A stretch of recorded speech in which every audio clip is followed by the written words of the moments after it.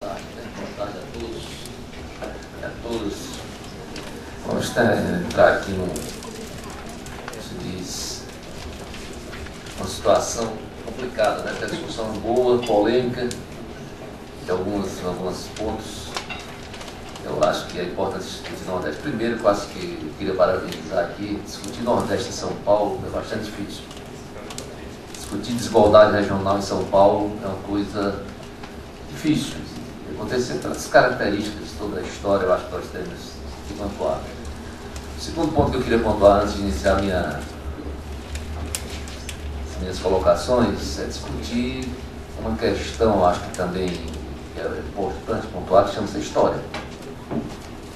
Colocar alguns pontos da formação do nosso país, que eu acho que é importante para colocar, acho que a história explica grande parte do que está acontecendo hoje, que acontece hoje. Eu acho que é importante construir como é que foi formado esse país. Eu acho que tem uma pergunta aqui que tem a ver com essa questão de desigualdade regional do país. Por que a América Espanhola se fragmenta e a América Portuguesa não se fragmenta? Esse é um ponto que eu acho que é importante, que eu acho que é relativamente negligenciado em várias discussões. Eu queria me permitir 5 minutos dessa discussão, que eu acho que é uma discussão importante para explicar grande parte da questão do Nordeste.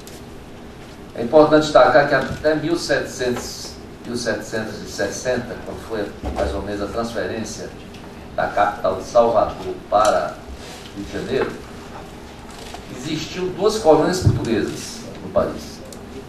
Ou seja, poucos 60 anos antes da independência, existiam 2 colônias portuguesas, a colônia do Maranhão do Grão-Pará e a colônia do Brasil. E essa transferência também é importante colocar, que essa transferência, em grande parte, mudou o eixo econômico. O Nordeste, nos primeiros anos da colonização, é a região mais rica do país. Mudou o eixo econômico do país em função também das minas, das descobertas das minas do ouro. Então tem esse processo. E é importante colocar também uma questão importante do ponto de vista comparado, que a economia da colônia brasileira, da colônia portuguesa, no final do século XVIII, era bem maior, os estudos comparativos mostram isso, do que a colônia inglesa. Por que um vai e o outro fica? Aí tem as chamadas apostas, que eu digo sempre as chamadas apostas em quebras de modelos, mudanças tecnológicas que aconteceram fora. Aí nós temos essas quebras. E nessas quebras, nesses processos, nessas quebras, que tem as apostas que as elites fazem, as elites do momento. E em determinados momentos, determinadas elites, neste momento, fizeram apostas corretas. Por exemplo, nas mudanças estratégicas que ocorreram no mundo no final do século XVIII, no final do século XIX, a elite americana apostou certo. Aí a inglesa, no caso lá no final do século XIX, já na colônia já independente, os Estados Unidos independentes, apostaram. E neste momento foi importante, aí eu concordo com o professor Alexandre Ramos, a educação foi fundamental nesse processo, naquele momento lá, nesse momento. Da mesma forma, a elite brasileira, ela deixou de apostar certo em alguns momentos, e apostou errado, e apostou certo em outros momentos. Vou citar alguns momentos que a elite brasileira apostou errado, por exemplo, no processo de independência brasileira, no processo do Império, você teve momentos que tiveram apostas erradas. Eu acho que o Nassif colocou um ponto importante também, que foi uma aposta errada, quando a proclamação da República. Eu concordo com você que o encilhamento ali foi um processo, uma aposta errada. Nós temos uma aposta certa, aí, desculpa alguns paulistas aqui, com Getúlio Vargas.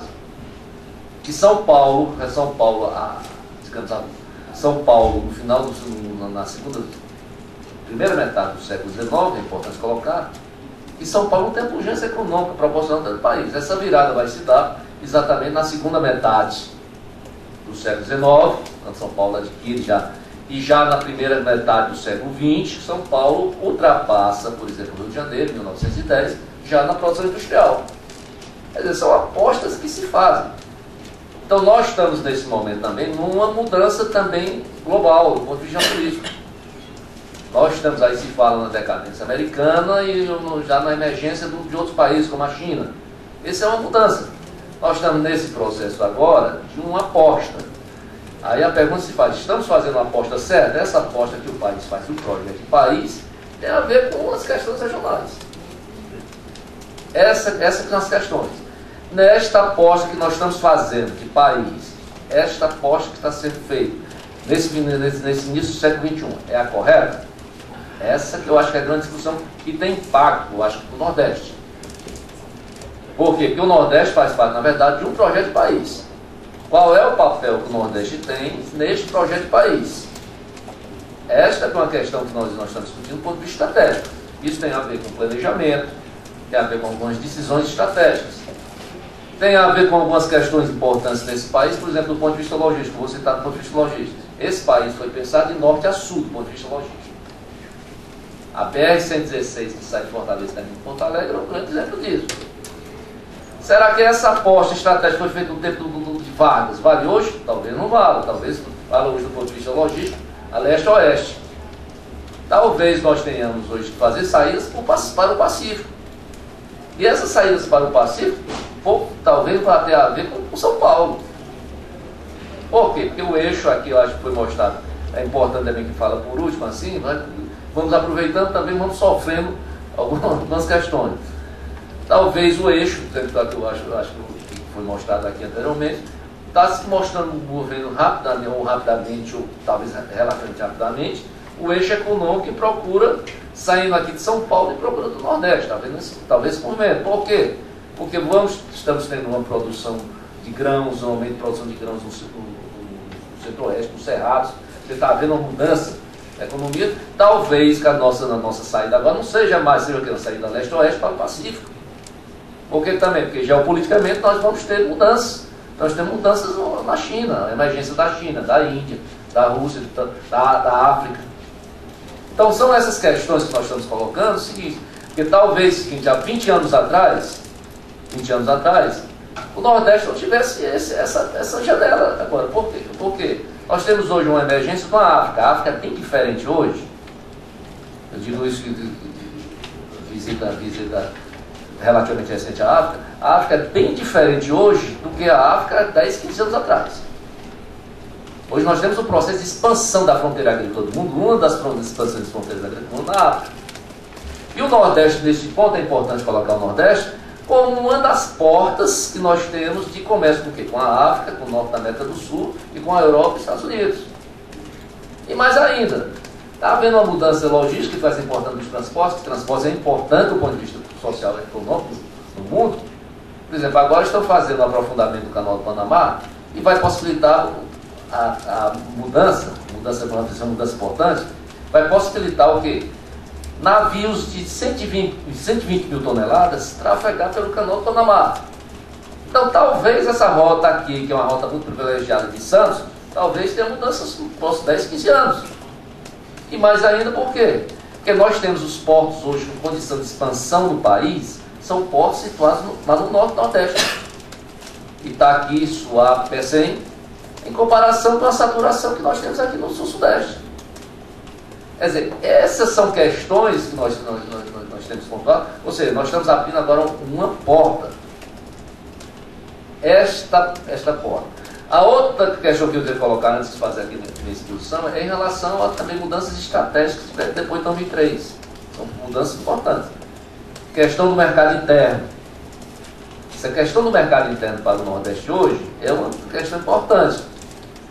Vamos discutir aqui a questão do Bolsa Família, programa, não foi citado o Pronaf também, mas o Pronaf foi importante também, um programa de agricultura familiar, ou subsidiado ou não. Questão do aumento do salário mínimo, que é mais importante na renda lá no Nordeste do que aqui.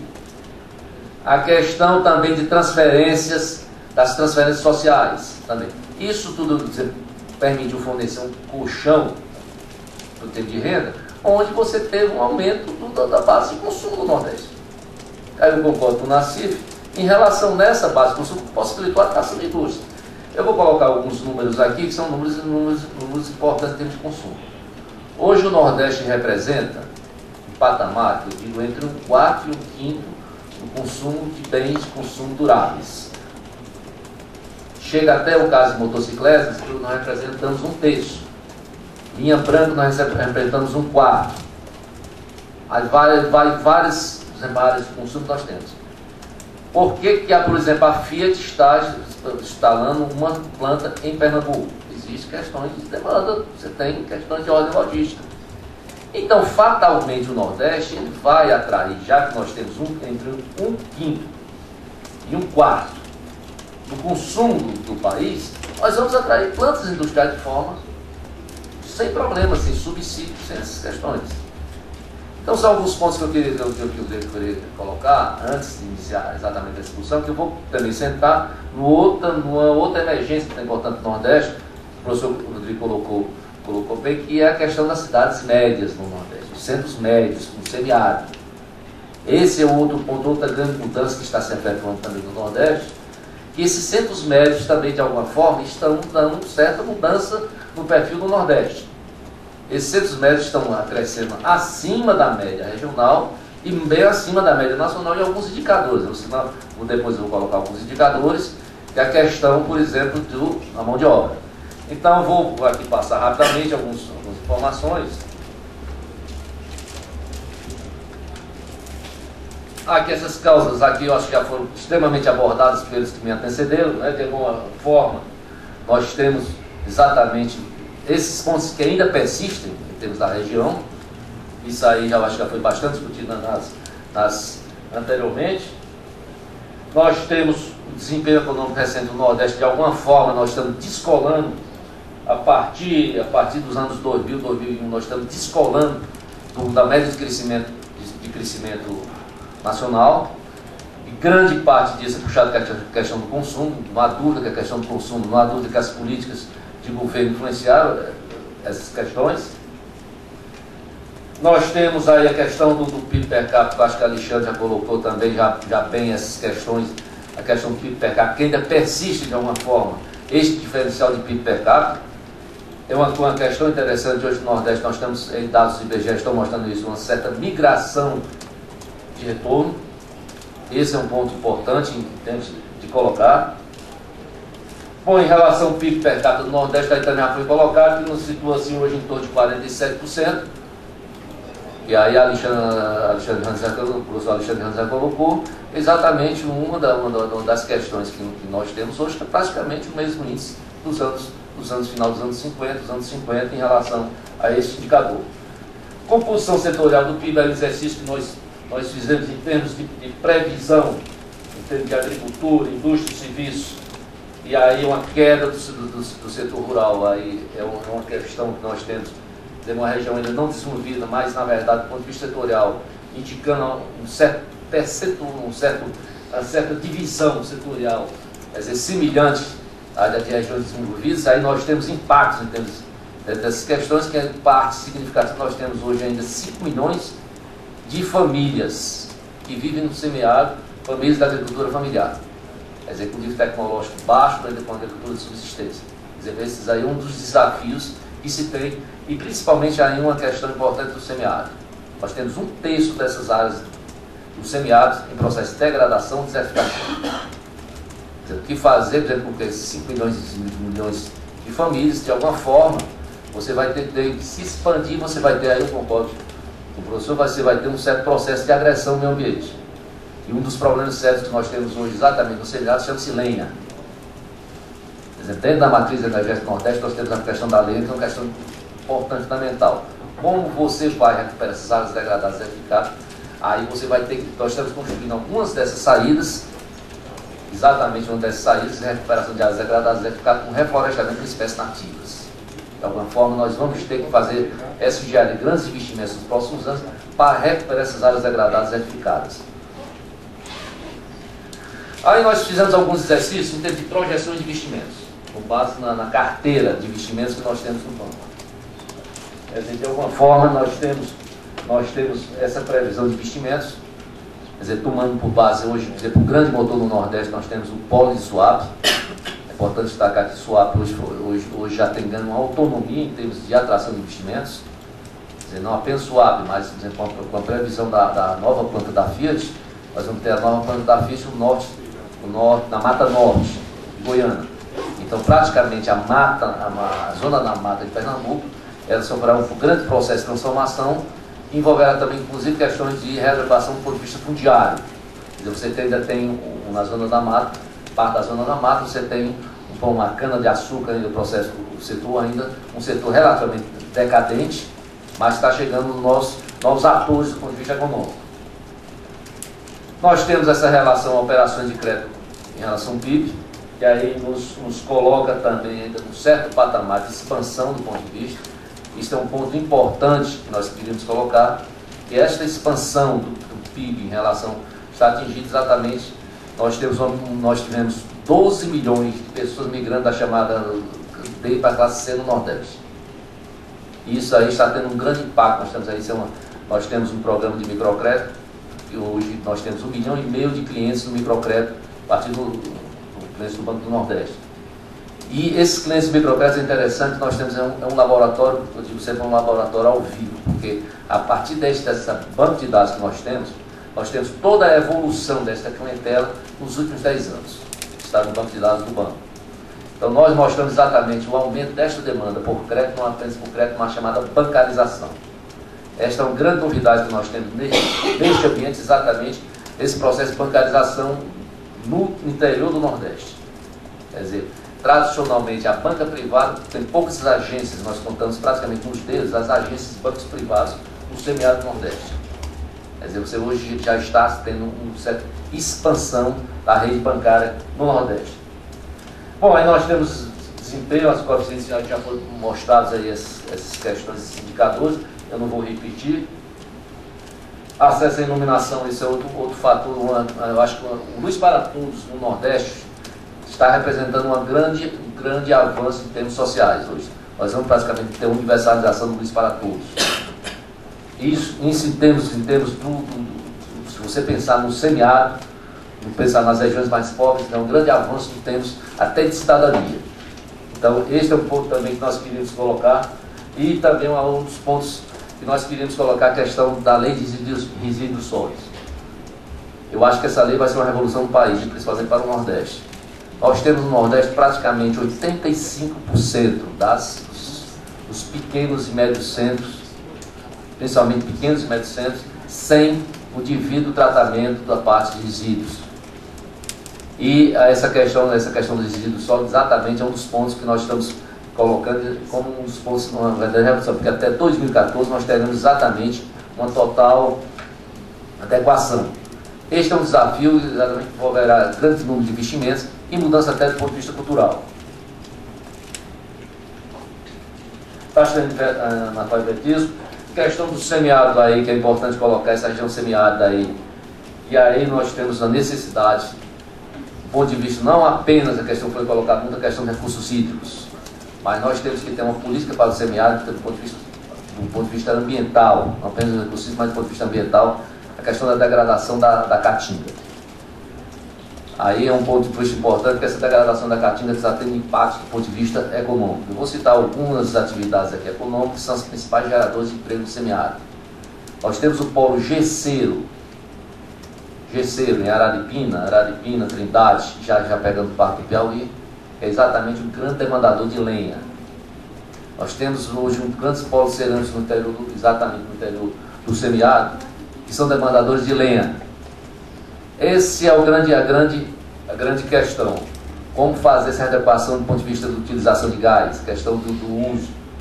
Essa lenha vai sair tão cedo da matriz energética? Talvez não.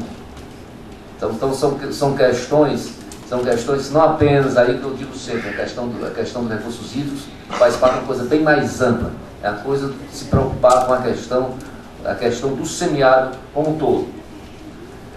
Nós temos alguns dados aí que eu coloquei aqui em relação a essa questão do crescimento. Nós fizemos exercício aí em relação ao PIB, em relação de alguns centros. Por exemplo, Crato, Juazeiro do Norte no Ceará, Vitória da Conquista, Picos, Arapiraca, Luiz Eduardo Magalhães, Feira de Santana. Nós temos alguns centros, eu poderia elencar mais uns 6 ou 7 centros médios do Nordeste, e todos, aí uma observação, todos crescendo bem acima da média regional. Essa é uma questão importante hoje, e é uma demanda, exatamente a demanda que nós temos no banco, da carteira de investimento no banco, desses pequenos e médios centros, exatamente implica numa certa autonomia. Eu vou citar aqui um centro importante, aqui, fala-se muito na questão da zona da Sulanca, lá em Pernambuco, produtora de confecção. Nós temos outras zonas como Caicó, no Rio Grande do Norte. Hoje Caicó, por exemplo, é o maior fornecedor de chapéus, bonés do Brasil. Certo? Nós temos polos têxteis autônomos de Caicó, São José de Piranhas, tudinho. Nós temos regiões do Nordeste que são produtoras de bolas de futebol, autonomia tecnológica. Nós temos indústria de oliveçaria em Juazeiro do Norte, além do mel que foi citado de Picos. Quer dizer, você tem toda uma certa autonomia de pequenas, médias centros, e mais uma questão que eu queria colocar, que é uma verdadeira revolução desses pequenos, médios centros. São as expansões das universidades públicas federais e dos institutos federais de tecnologias, nos últimos 6, 7 anos. Na verdade, a gente está num processo de maturação. Aí eu estou colocando que, unindo essas questões, a questão empreendedora, com a questão da chegada desses centros de universidade pública também, nós já temos alguns desses aspectos aí, ó, Arapiraca, Picos. Nós temos aí um número de empregos formais, que aí indica a questão da formalização. Ou seja, a questão hoje, o avanço não é apenas no lado informal, mas também no emprego formal. Então nós temos Luiz Eduardo Magalhães, que aí eu vou nos tirar, que é a zona de Cerrado da Bahia. Mas Picos no Piauí, 126% de crescimento do emprego formal, enquanto a média do Brasil foi 55%. Picos é o centro do semiárido piauiense. Certo? Hoje Picos, como foi informado, é o maior centro distribuidor de mel do Brasil. Vitória, Arapiraca, Petrolina, Barreiras, Caicó nós temos, então são empregos formais, onde de alguma forma indicam uma certa agregação da atividade econômica. Bom, então nós temos alguns fatores desses fatores explicativos, e essa é uma grande questão, uma grande discussão, se esses fatores são fatores permanentes, são fatores sustentáveis do ponto de vista econômico. Vou colocar algumas, aí tem algumas críticas em relação aos exercícios, que é um exercício com uma matriz de sum-produto. Nós fizemos a brincadeira de matriz de sum-produto, como por exemplo o programa da agricultura familiar, onde eu nasci, dá um retorno em termos de impostos dos 3 entes federais, municipais, dá um retorno de 35%. Ou seja, do ponto de vista agregado, o programa da agricultura familiar corresponde a 35%. O retorno, do ponto de vista de tributos, o programa do Bolsa Família em torno de 40%. E o Bolsa Família também representa, que injeta no Nordeste, representa um vazamento de 30% para o Sul-Sudeste. Do Bolsa Família. O que entra no Nordeste. Cada R$1 bilhão pago. A do Bolsa Família do Nordeste, 300 milhões vem para o Sul-Sudeste. E 40% retorna em termos de impostos. Então é um programa de natureza keynesiana, me desculpe os não keynesianos. E é um programa também, é um programa nacional, se pensarmos isso. Ao lado do Pronaf, essa questão.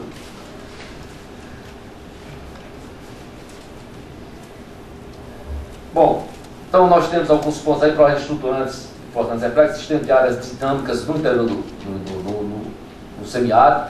Isso eu acho que é o fato novo que existe nos últimos 10 anos, essa questão. E nós temos alguns desses projetos estruturantes.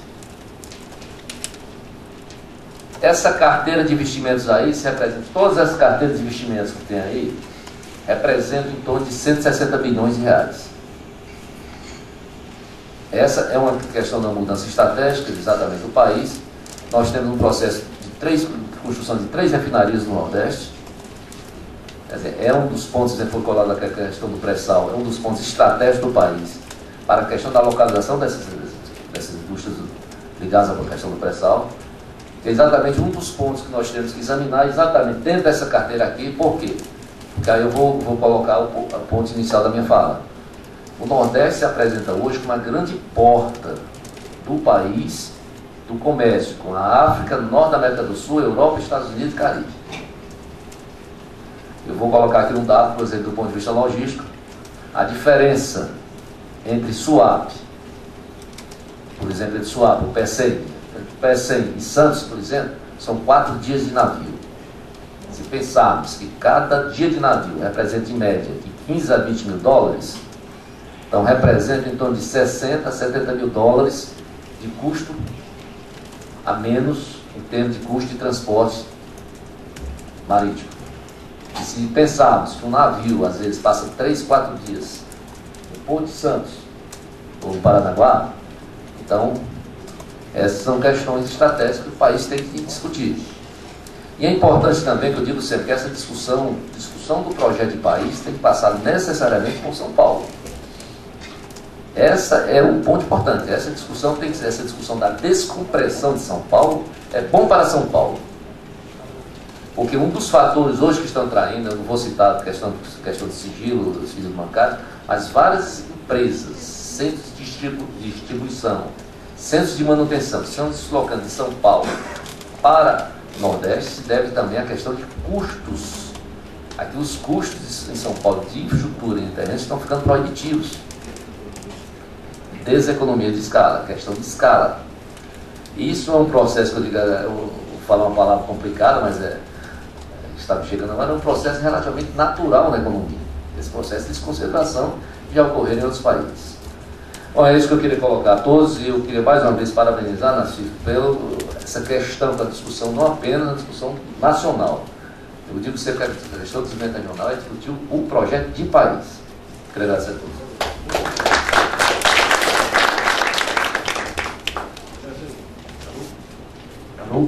Aliás, eu acho que uma das mudanças que vai ocorrer em São Paulo é se tornar realmente um centro de discussões de políticas nacionais, não especificamente políticas paulistas, aí como da Constituinte para cá, está ficando muito acentuado. O espírito de 9 de julho tem que ceder lugar aí a um espírito, uma visão mais nacional, e temos aqui estudiosos e empresas aqui com essa visão. Bom, aliás, uma coisa que me chamou a atenção aqui, esse estudo das transferências de Bolsa Família para o Produto Sul-Sudeste, impostos, a gente gostaria depois de... Já foi publicado pelo Tá, a gente disponibilizar para todos. Para todos também. Essa questão da agricultura familiar, eu perdi um pouquinho, 75% de retorno. Pronaf, por exemplo, para cada 1 milhão do Pronaf, 35% de retorno em termos de impostos. Porque grande parte é consumo, você tem a base tributária alta, você retorna. Tá. Bom, está aberto aí para as questões. Já só o microfone.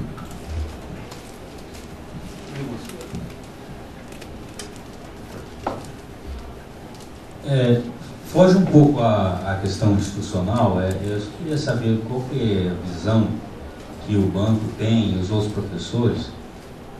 Você falou, por exemplo, da universidade, dos centros fora das capitais, etc.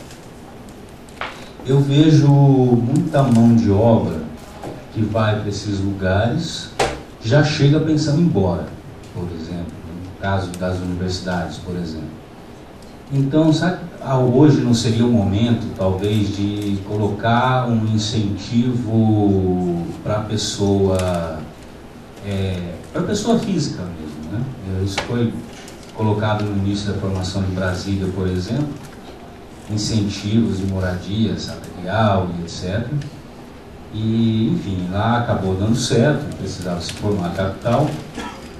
Será que junto com as políticas públicas também não se poderia colocar, ou se pensar numa forma de se fazer um incentivo salarial, pessoa física, para atrair essa mão de obra qualificada para esses centros regionais? Eu acho que não teria necessidade. Eu vou citar aqui um centro, eu não citei, o Salgueiro. A gente conhece Salgueiro, né? Eu estive em Salgueiro um mês e meio atrás, e Salgueiro tem 9.000 alunos de ensino superior. Salgueiro, que vai ser um importante entrocamento da Ferrovia Transnordestina. Se a Ferrovia Transnordestina também é importante, porque ela vai captar carga, já foi falado aqui, ela vai captar carga até a proposta, outra com a ligação do Norte-Sul, vai captar carga do Norte do Mato Grosso. O Salgueiro tem 9.000 alunos do ensino superior. Me encontrei lá com várias pessoas, vários professores lá do Paraná, do São Paulo, mostra. Mais importante também que hoje o interior, do semiárido, tem uma série de serviços que você não tinha 10 anos atrás. Então, esse é um fator importante que eu acho que hoje talvez não tenha tanta necessidade de você ter esse diferencial e tem salarial. Tem um ponto interessante também que vale para todo serviço público. Essa questão do salário unificado, quando você foge dos grandes centros, o custo de vida também vai lá para baixo. Qualidade do poder de compra. E eu acho que esse exemplo do Nicoleles também, lá, esse centro que ele está montando, é o seguinte: quando você pega nos Estados Unidos, os grandes centros acadêmicos, a qualidade de vida é elemento central. Aqui em São Paulo a gente tem uma USP, que é um campus maravilhoso, mas cercado de poluição, de trânsito e tudo por todos os lados.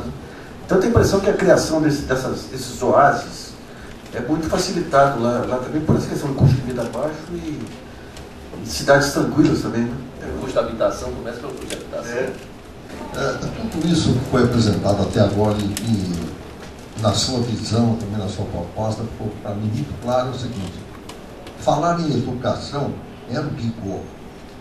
Eu acho que nós podemos estruturar toda uma educação objetivando, visando o consumo e, de certa forma, o emprego e o consumo. Isso é uma certa acomodação do cidadão. Ele busca uma certa acomodação. É por isso que eu acho que é extremamente importante a outra visão de educação, que eu acho que responde um pouco a sua questão, que é a do empreendedorismo, que me parece que é muito mais adequado na linha do banco. Se o cidadão vai para lá para estudar, para ser um empregado, é uma coisa. Se ele vai para lá com essa visão empreendedora, ele pode até se fixar lá e gerar o empreendimento por lá mesmo. Né? Deixa eu só somar uma coisa: daí entra essa questão da estrutura fundiária em regiões irrigadas também, que eu acho que é um ponto que não está bem resolvido. Não. Não está, com certeza, eu não quero alongar. Então, eu só queria complementar essa questão do empreendedorismo. Nós temos um exemplo: nós temos 900 mil clientes de microfinanças urbanas, que é o Crédito Amigo, é o maior programa de microfinanças hoje. Esse programa ele tem uma taxa de inadimplência em termos de 0,98%. E nós temos uma base de dados, nós fizemos um estudo e correlacionamos a questão do fator educação e o fator, e nós temos toda a trajetória desses microempreendedores. Então, o grau de sucesso, logicamente, aí eu concordo com o Alexandre, é ligado à questão educacional, existe forte correlação. E uma questão importante também, que aí que estão necessitando, estão buscando mesmo, é a questão do ponto de vista tecnológico, melhorias. Você falou em termos de design, por exemplo, mas tem alguns empreendedores que estão se preocupando com a questão de design. Certo? Eles estão copiando alguns produtos chineses que estão chegando, eles estão copiando já os chineses. Você chega em Santa Cruz de Capibari, por exemplo. Mas você chega em Santa Cruz de Capibari, por exemplo, na região da Sulanca hoje, ali não é mais microzinho pequeno, não. Ali são grandes negócios. São grandes negócios. Você tem um sistema de feiras hoje, de fornecimento desse pessoal. Em Santa Cruz de Capibari, por exemplo, ali a Sulanca, chamada Sulanca, que é Caruaru, Santa Cruz, Toritama, ali é uma região que fornece hoje confecções de baixo custo para todo o país. Eles têm um circuito logístico de fornecimento nas feiras. Chega aqui em São Paulo, chega no Rio de Janeiro, chega em todos os locais, ele tem esse circuito. Então, um circuito relativamente sofisticado, que eles estão se preocupando com questão de design. José, meu nome é Gilberto, sou empresário.